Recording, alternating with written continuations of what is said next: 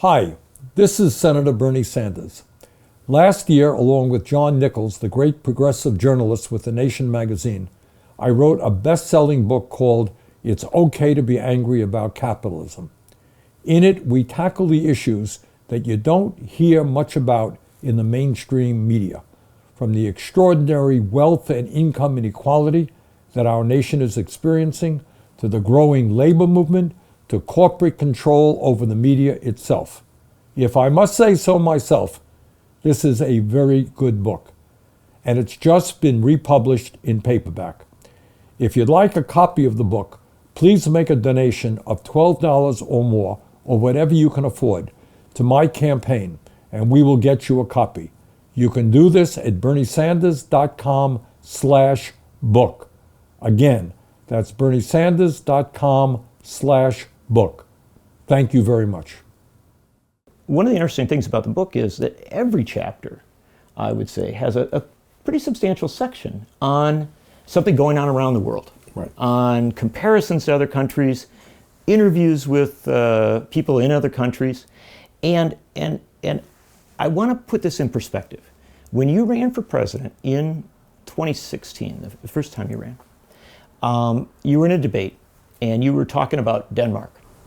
And your opponent, Hillary Clinton, who you get on with pretty well on a personal level, but she said at one point, something, and I hope I'm paraphrasing this correctly, who cares about Denmark? Not quite, but close. Yeah. And you don't agree with that perspective. Well, look, here is the point. It's one thing for somebody to spout utopian ideals, right? Mm-hmm. We want this and we want that, and it doesn't exist on the planet. Somebody said, hey, you're a little bit crazy. It doesn't exist. Many, not all, but many of the ideas that I talk about, they exist already. In fact, I remember there was an ambassador from one of the Nordic countries who said, Bernie, I don't want to hurt your feelings, but in my country, you kind of be more or less mainstream. In other words, you would be boring. Boring mainstream guy. And I said, God, I wish that day will come here in the United States. So, in America, when we say healthcare is a human right, oh my God, Bernie, you're trying to change the whole world. It can't be done. It's impossible. Oh yeah, well, it exists in virtually every other major country on earth. And we have talked about media and what media covers and doesn't. I live in Burlington, Vermont, 50 miles away from the Canadian border. Canada, in many respects, similar type country than the United States. You go to a hospital for a month in Canada. John, when you leave the hospital, what do you pay? Nothing. You pay nothing. You go to the doctor, any doctor you want, nothing. They spend half as much per capita as we do. So it is not a radical idea. British system is different. Danish systems, they're all a little bit different. Mm-hmm. But healthcare as a human right is not a radical idea. I talk about a very radical proposal, make public colleges and universities tuition free. Oh my God, Bernie, can't do this. The world is coming to an end. How can you possibly do that? Country after country around the world makes their public colleges and universities tuition free. I have the radical idea that 0 through 4 in human life are probably the most important from an intellectual and cognitive point of view. That's what the psychologists tell us. And I have the radical idea that if mom and dad are out working, maybe these kids should get quality childcare, right? Inexpensive quality childcare. Radical idea, can't be done. Well, it's done in many, many countries around the world. So the point about looking at other countries is to try to learn what is working and how it has improved their society. So as you well know, they do these surveys, was it every year? Yeah. What they call a happiness survey. Exactly.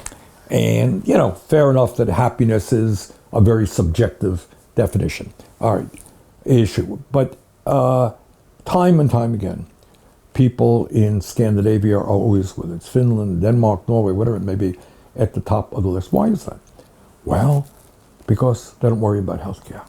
Well, they don't worry about education for their kids. Well, by and large, they don't worry about retirement security. They have governments over the years which have created a social net, a safety net, that is infinitely stronger than what we have in the United States. So it is terribly important to look around the world. You know, when I was a mayor, we used to follow what other cities were doing to steal any good ideas that were there, you know? That's what you do. And as a nation, we should be looking at other countries to see what systems they have, whether it's healthcare, education, that are working well, and not be afraid to incorporate them into our society. In the book, we talk about those happiness studies, and it's sort of disappointing as an American to see that we don't rank as well as we should. And what is one of the reasons?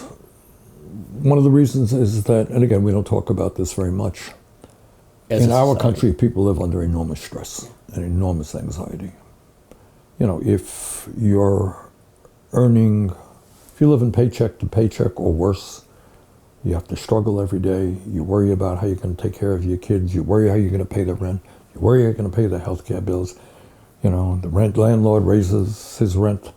Where you're going to live, how you're going to get your kid into another school.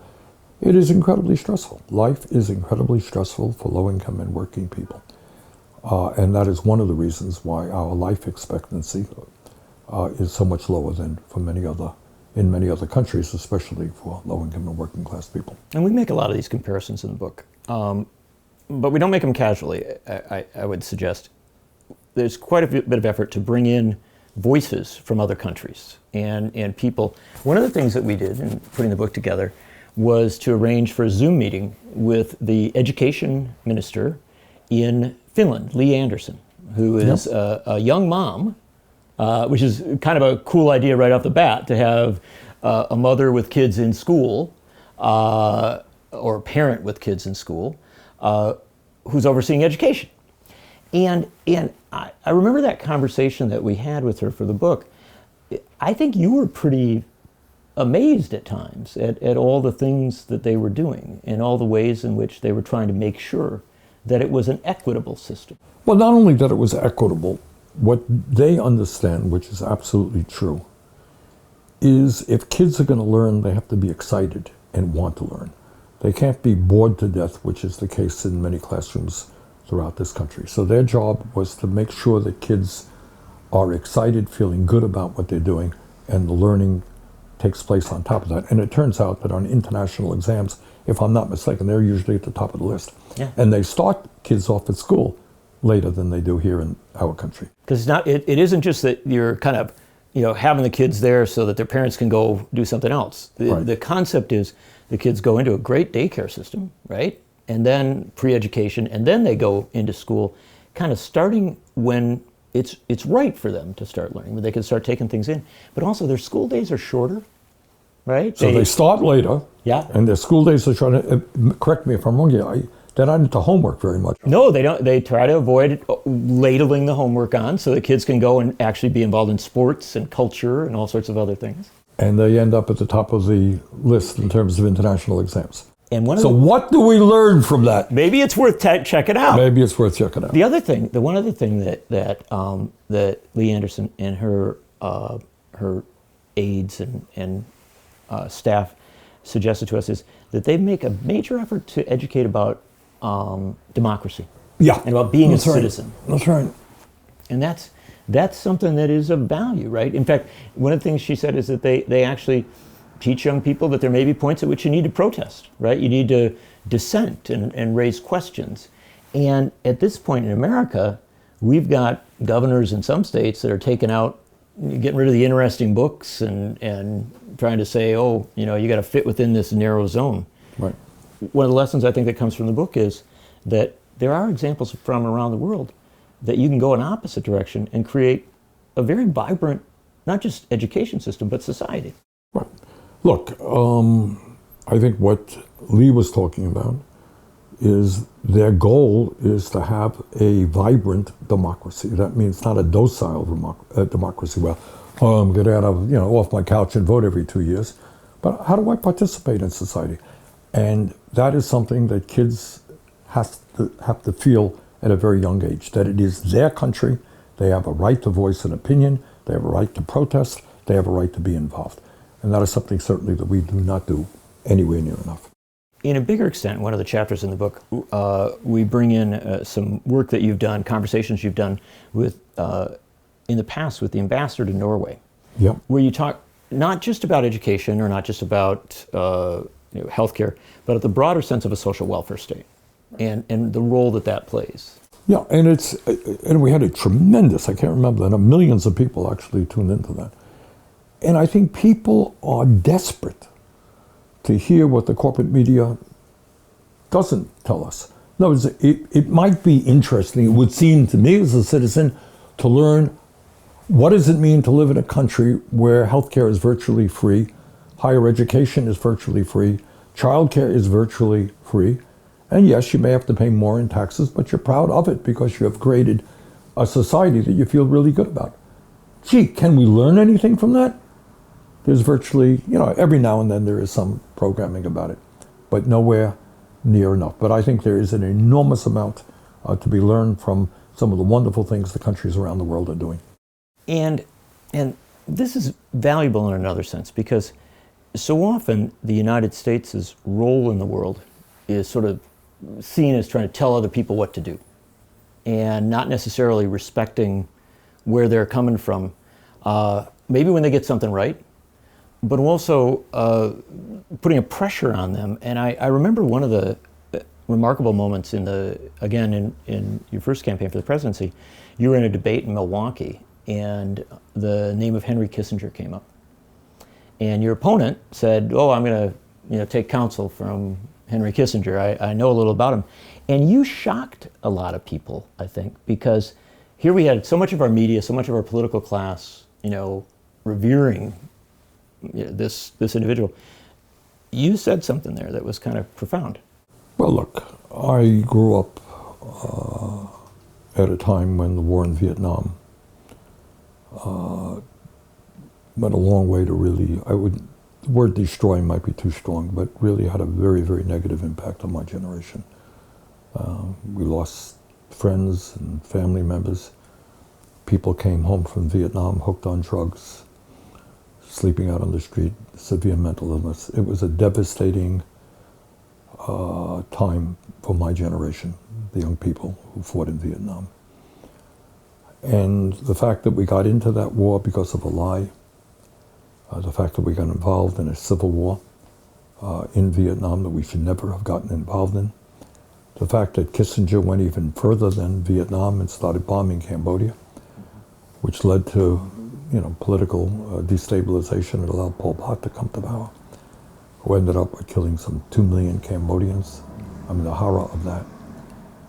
The fact that during that period under Kissinger and Nixon, Salvador Allende, somebody who I've always admired very much, president of Chile, duly democratically elected, was overthrown by a military coup, and Pinochet and his fellow fascists came to power, tortured, killed thousands of people, not to mention overthrowing governments for a period of time all over the world. So I think it is important to understand how destructive in many respects American foreign policy has been, not only in the Vietnam period, but in the so-called war on terror, where we got into a war again because of a lie. We were told that Saddam Hussein, a two-bit tyrant, bad news guy for Iraq, to be sure, but he did not have weapons of mass destruction, despite what we were told. Got involved in that war. My son's best man at his wedding got killed in that war. And Afghanistan got involved in that war, and Taliban is back in power. And right now, of course, we're supporting the right-wing extremist government of Netanyahu in Israel, who are in the business of preventing food coming in to help starving children. So I think what foreign policy has been about is a consensus, generally speaking, Democrats and Republicans coming together, wrong most of the time, but with the strong support of the military-industrial complex, which you'll remember at the end of Eisenhower's term. What did Eisenhower? He warned us about the power of His them. farewell address. And he was right. Today, you have these guys, a half a dozen major defense contractors making record-breaking profits, providing arms all over the world. People can go out and kill each other.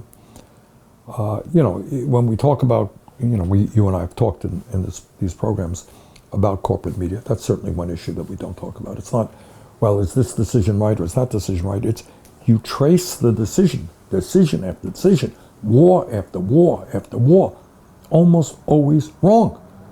Always wrong.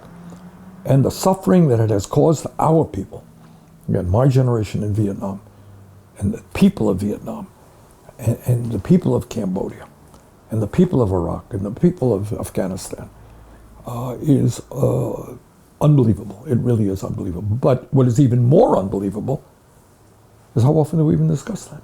That's it. Yeah. We have a bipartisan foreign policy consensus, which is almost always wrong. And maybe, just maybe, we might want to rethink that. And that takes you to, right now as we speak, a military budget of $900 billion. By far the largest discretionary part of the discretionary budget. More than half of everything we spend in discretionary spending is for the military. And the companies making huge profits. The Pentagon is the one agency of government never having been able to undergo an independent audit. Massive fraud, massive cost overruns, who cares? You have people out there worrying that a kid is going to get, $5 more for a lunch program. We've got to investigate that.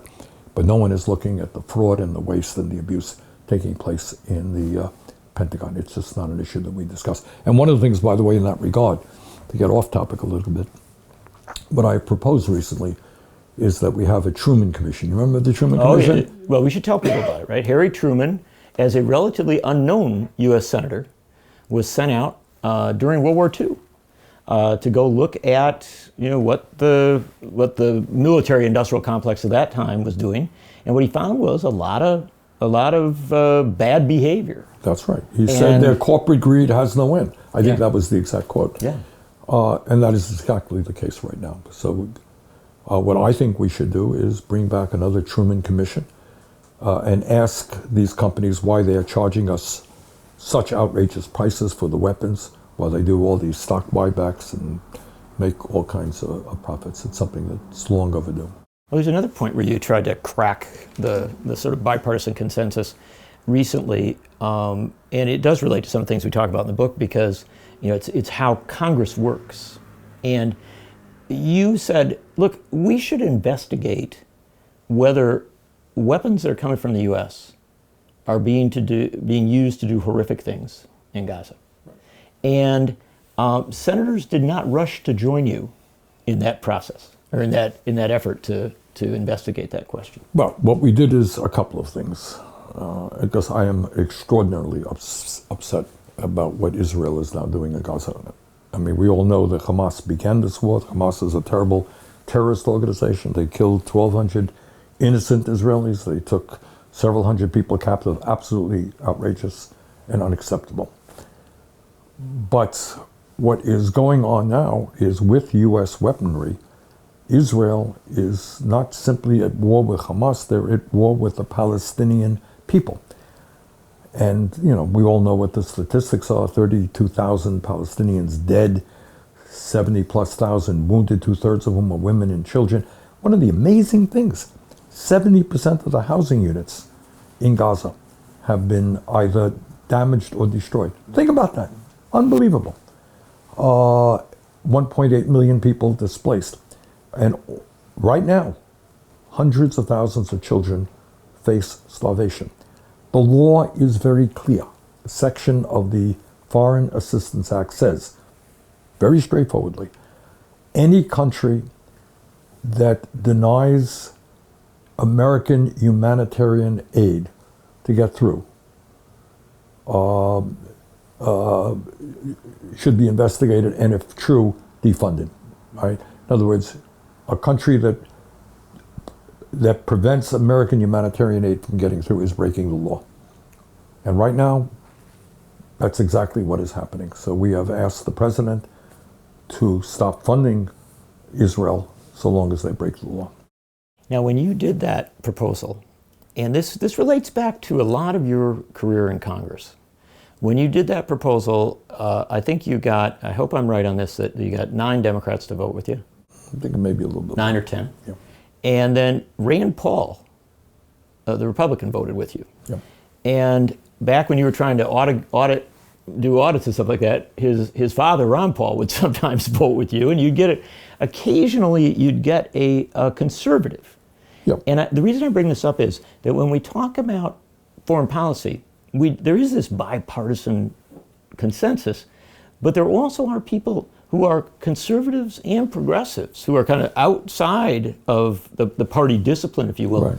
who are willing to raise these Well, issues. You can build real coalitions. Yeah, well, what that has a lot to do with is, as you know, the American Constitution makes it quite clear that it is the United States Congress that has the right to declare war. But most of the military action that takes place with the support of the United States and with our troops is never involves a declaration of war. It's something that presidents of the United States for many, many decades have been doing. And what many of us are saying, hey, if you want to go to war, fine, you come to the Congress and ask permission to do that. You just don't have the power as president, whether you're Democrat, Republican, whatever. And that's something that some of the right-wing guys appreciate as well. Let me talk about an element of the foreign policy debate in America that has frustrated you a great deal. And that is when people do rise up and say, you know, look, I think what we're doing is wrong. And we'll use the example of Gaza here. There are very powerful special interests that seek to punish them for doing that. As an example, that you've got members of the Squad, people that you've worked with very closely, who've been targeted by AIPAC and by other groups to try and defeat them for re-election because they've stood up saying, you know, look, the killing has to stop in Gaza. Well, what that is about, it's almost less about Israel and Gaza than it is about a very, very corrupt political system. Exactly. So you have, in the case of AIPAC, you have a group that contributes very heavily to the Democratic Party and Democratic members, a party that contributes, not a party, an organization, a PAC, a super PAC, or subsidiaries of a super PAC, that contribute a whole lot to Republicans as well. They don't care if you're a Republican or a Democrat, it doesn't matter.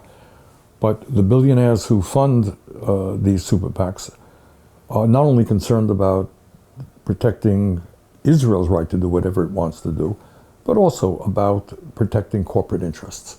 And you have a lot of wonderful members of the House of Representatives who have stood up for the working class, have taken on corporate interests, have also expressed their deep concern about what Israel is doing in Gaza. And what you're seeing, and this is the corruption of the American political system, is a super PAC which can accept as much money as billionaires are prepared to give them, now going to war against those individual members. And not only is that in itself terrible, because these are some of the best people in Congress, I'm going to do my best to try to protect them and defend them, but it sends a message. You know, if you're sitting there and you're concerned about what's going on in Gaza, do you really want to speak out and know that suddenly the next day there are going to be ads on television funded by billionaires attacking you and lying about you? So this is, you know, at the end of the day, we can talk about a whole lot of things, but money in politics and what Citizens United has done and the fact that billionaires can spend unlimited amounts of money through super PACs is probably the most dangerous problem facing American democracy. And it's not just on Israel-Palestine, it's on a lot of foreign policy issues and on military budgets and things like that. Money in politics warps our discussions about the world and about our budgets, about everything that's going on. Look, you have no idea about the amount of time that people spend raising money. And you really don't. People have no clue. In fact, you know, there are some members of the House and some members of the Senate who really are very determined to hold as many town meetings with the public as they can. They are the exception to the rule. I mean, actually going out, inviting members of a community to come in, raise questions, those are outstanding members of Congress. They are few, they are very, very rare. I would have to say that many members spend a lot more time at fundraisers with their wealthy friends, raising money for super PACs, et cetera, et cetera. That's the reality of American politics. And if we don't deal with that, that is how the oligarchy increases their power. And this becomes an interesting thing because that reality cuts people off in Congress, cuts members of Congress off often from listening to. You don't want to listen, of course. They don't want to listen to the movements in this country. They don't want to listen to what people in the streets Why are do you saying. want to, if you're sitting there as a normal human being, and many members of Congress are more than normal and they're smart, and if you understand that what somebody is telling you will get you into trouble, that will result in you losing the election, psychologically, where do you go? Do you really want to listen to what people say? Do you want to embrace what they're saying? You have to tune it out. And then you have to rationalize about why your corporate sponsors or your billionaire sponsors are really, what they're telling you is really true, really makes sense in the deep sense of the word. And there's been, in bringing us back to foreign policy, that's happened of late because it's been very powerfully striking since October 7th and the horrors that happened with Hamas's attack, but then in the aftermath with Israel's assault on Gaza, that there really is a movement that has built up in this country, a movement of Muslims, Jews, Christians, non-religious folks who have objected to U.S. policy. It's clearly out there. It's everywhere. Well, the polls, it's not only the demonstrations, it's the polls that tell you, I think there was a poll, and some polls are good, some are not, but there are polls out there who say that a majority of the American people, overwhelmingly Democratic, a good number of Republicans, no longer think we should be giving money to Israel's right-wing government to continue this terrible war. Do I think members of Congress are listening to that? I don't think so. But on the other hand, what I would say is I think the pressure is building and more members understand in their hearts that what's happening in Gaza is just unacceptable. Let's close off with a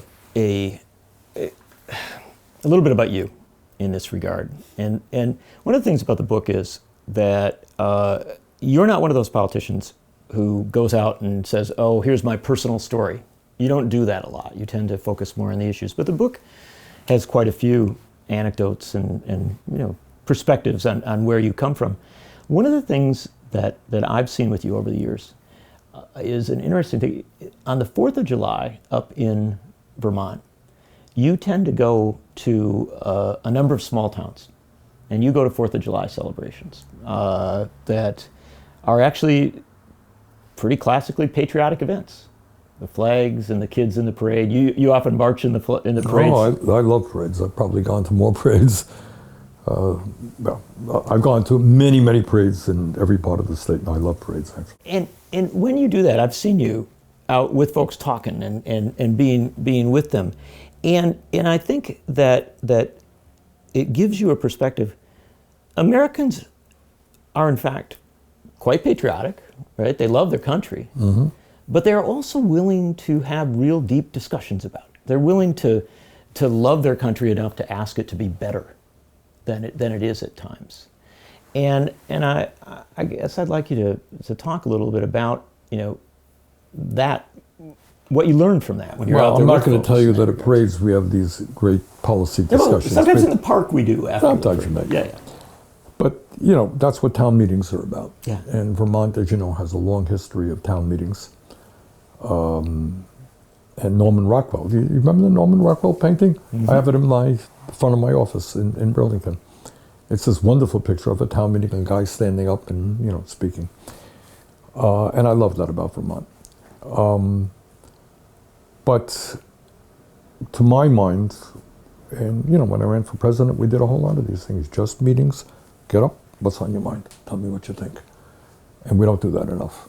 We just don't do that enough. And I think that's what a revolution in democracy is about, is allowing people, giving people the opportunity to talk about what they're experiencing, what they would like to see, and then having politicians actually listen to them and translate their pain into remedies. And that's what we're kind of lacking now. And this is, in many senses, what this book is about. At the heart of this book is a lot of information, a lot of critique of what's going on, but also really an appeal for a different and a better politics, a politics that is reflective. Right. I think it ends on an optimistic note that we are the wealthiest country in the history of the world. This country, through the American Revolution, began the entire movement toward democracy in modern world society. A lot to be very proud of. God knows we have struggled and with all kinds of problems, from slavery and everything else. But there's a lot to be proud of as Americans. And I think we end the book on a note that says, if we can once again, or maybe for the first time, create the kind of vibrant democracy that we know we can create, where people are participating, are fighting for their ideas, we can transform this country and once again take our position in the global community as the moral leader of the world. And that's what I would like to see us do. Not a bad goal. Senator Bernie Sanders, we've spoken quite a bit for the last few hours about different topics in this book, and particularly topics in the new paperback that's coming out. I'll let you close us off with just a thought about why you thought this was an important book to do, and also... Well, I think it's an important book because these are admittedly very, very, very difficult times for our country and the world. And I think there are a lot of people who are kind of getting so overwhelmed and so depressed about the current situation that they're turning off their brains and not wanting to engage in what's going on. It's just too painful, too difficult, too depressing. But that ain't a solution. Despair is not an option, especially with the coming election and the possibility that Trump could be elected president. I believe that at this particular moment in history, with all of this technology that's out there, we have the potential to actually do something that has never before been done in human history. And that is really utilizing this technology, create a society in which we wipe out poverty, which we lower the work week, which we significantly improve the standard of living of every man, woman, and child in this country. That's the goal. Instead of spending $900 billion a year on the military, let's have the best healthcare system in the world. Let's have the best educational system in the world. Let's lead the world in transforming our energy system. There's so much that we can do, and we have the capability of doing. So the book ends on an optimistic note with some, prescriptions as to how we might best go forward. And I think people will enjoy it. Bernie Sanders, optimist, but also telling you it's okay to be angry about capitalism. Thanks to folks who've joined us for this conversation, and thank you, Senator, for taking the time to talk. Thank you very much. If you'd like a copy of the book, please make a donation of $12 or more, or whatever you can afford, to my campaign, and we will get you a copy. You can do this at berniesanders.com/book. Again, that's berniesanders.com/book. Thank you very much.